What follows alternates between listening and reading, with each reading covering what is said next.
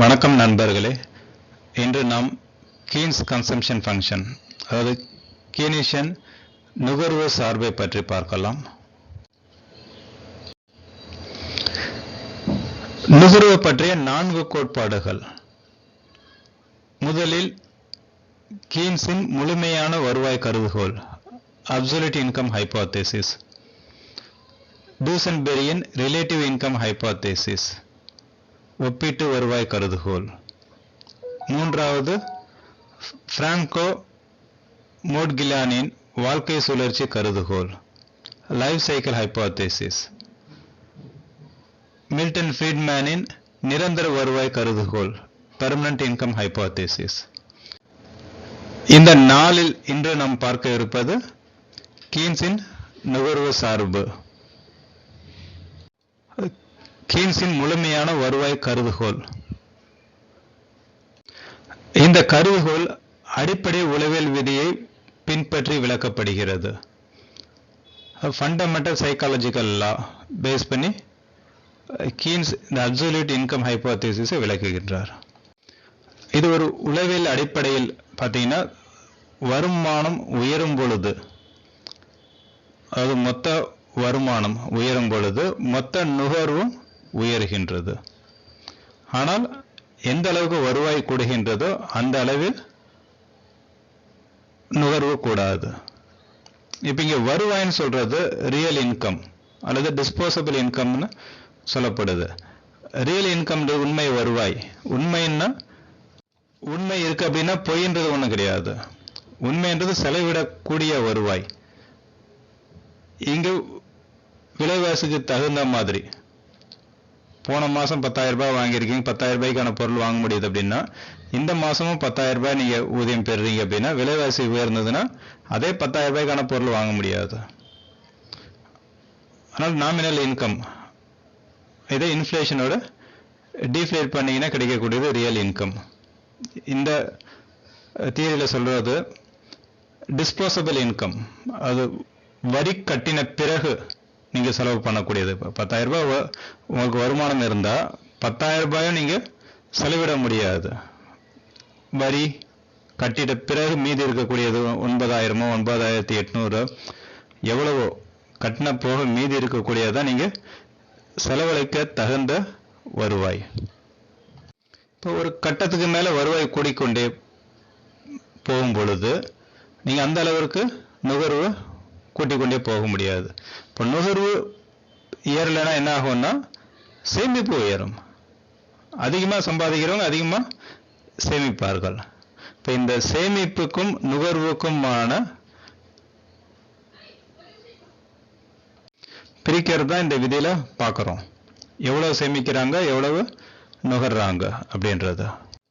இப்போ உளவியல் விதிப்படி, அது உளவியல் சட்டத்தின் செயல்பாட்டின் காரணமாக கீன்ஸின் நுகர்வு செயல்பாடு ஊதியம் உயரும் பொழுது கண்டிப்பாக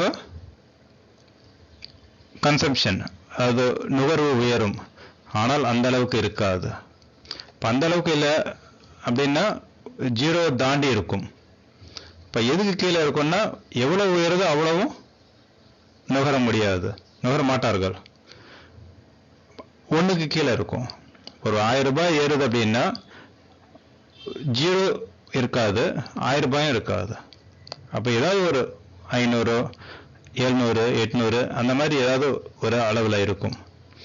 அப்போ எம்பிசின்னு சொல்றது இறுதி நிலை நுகர்வு. ஊதியம் உயரும் பொழுது எவ்வளவு செலவு பண்றாங்க அப்படின்னு சொல்றது தான் எம்பிசி, இறுதி நிலை நுகர்வு. இப்போ இது அந்த அளவுக்கு இல்லைனாலும், அந்த அளவுக்குன்னா எவ்வளவு 1000 ரூபாய் உயர்துன்னா 1000 ரூபாய்க்கு இல்லைனாலும் இப்போ 0லேருந்து 1000 ரூபாய்னா இது ரெண்டுத்துக்கும் நடுவில் தான் இருக்கும்னு சொல்லப்படுது. இதில் நுகர்வுக்கும் வருமானத்திற்கும் இடையே நான் ப்ரொபோர்ஷனல் ரிலேஷன்ஷிப் இருக்கும். அது இறுதி நிலை நுகர்வு என்பது சராசரி நுகர்வை விடவும் கம்மியாக தான் இருக்கும்.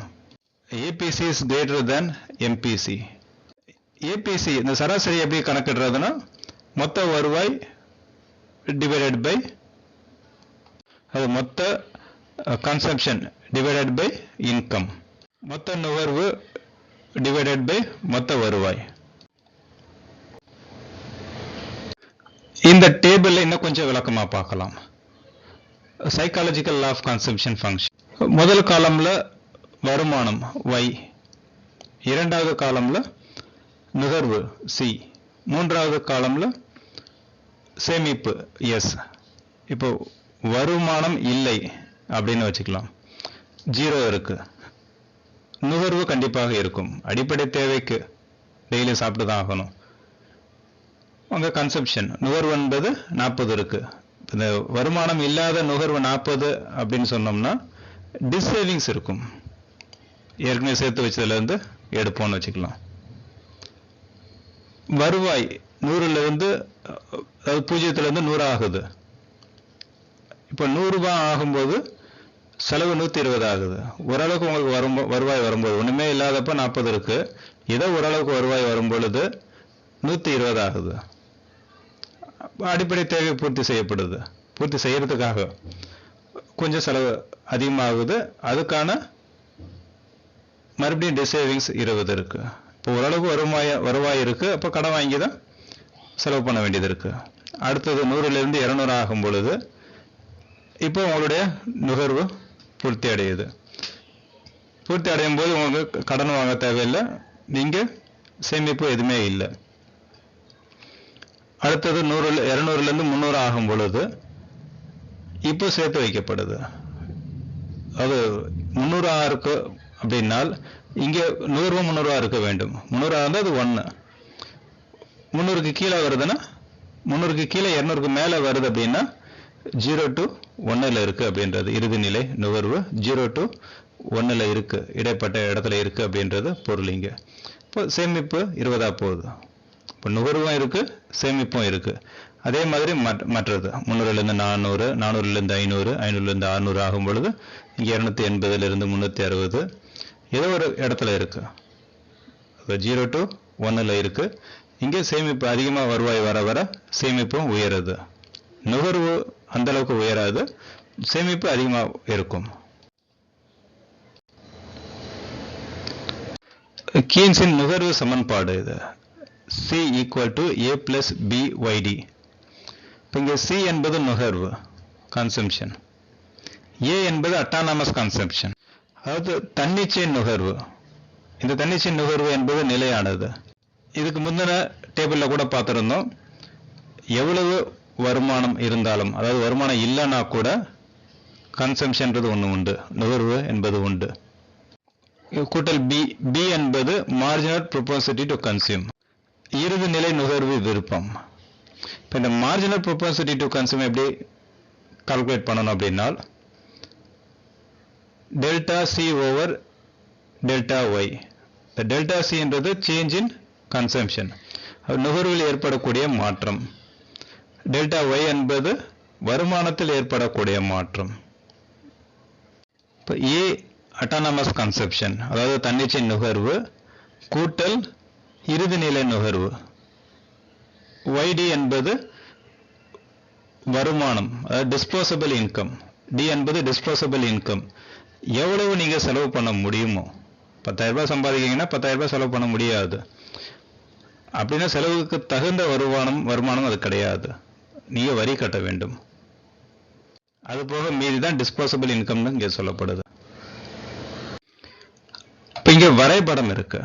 இப்ப இந்த வரைபடம் பாத்தீங்கன்னா, வரைபடத்துல A இங்க பாருங்க, A இங்க மெஷர் பண்ணப்படுது. Y ஆக்சிஸ்ல ஆரிஜின்ல இருந்து பாத்தீங்கன்னா C என்பது ஒரு கோடு இருக்கு, C டேஷ். இந்த கோடு எங்க இருந்து மெஷர் பண்ணப்பட்டிருக்குன்னா Y ஆக்சிஸ்ல ஆரிஜினுக்கு மேல இருந்து இங்க இருந்து மெஷர் பண்ணப்படுது. இங்க ஏன் அப்படின்னா இதுதான் அட்டானமஸ் கன்சப்ஷன். இந்த ஏன்றது அட்டானமஸ் கன்சப்ஷன், அது தன்னிச்சை நுகர்வு. வருமானம் 0 இருந்தா கூட இந்த நுகர்வு இருக்கும். இந்த 45 டிகிரி லைன்ல எங்க இன்டர்செக்ட் ஆகுதோ அந்த இடத்துல வருமானமும் நுகர்வும் ஒண்ணா இருக்கு. இதை தாண்டி வரக்கூடியதெல்லாம் சேவிங்ஸ். இதுக்கு மேலே வரக்கூடியது சேவிங்ஸ், இது கீழே இருக்கக்கூடியதெல்லாம் டிஸ்சேவிங். இப்போ இங்கே இதை தாண்டி எம்பிசி உயருது. எம்பிசி உயர்ந்தாலும் வருமானத்துக்கு கீழே தான் உயரப்போகுது.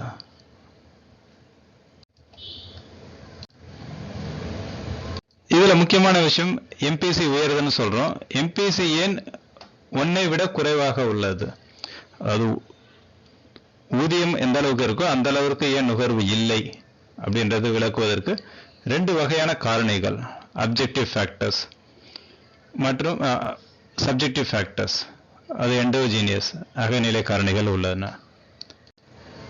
இந்த அப்ஜெக்டிவ் ஃபேக்டர்ஸ்ல பார்த்தீங்கன்னா வின்ஃபால் கெயின்ஸ் ஆர் லாசஸ், திடீர் ஆதாயங்கள் அல்லது இழப்புகள். திடீர்னு இழப்புகள் இருக்கலாம், அதனால சேர்த்து வைக்கிறாங்க. சேர்த்து வைக்கப்படுது, கன்சியூம் பண்ணப்படலை அப்படின்னா மீதியை சேர்த்து வைக்கப்படுகிறது. நிதி கொள்கை,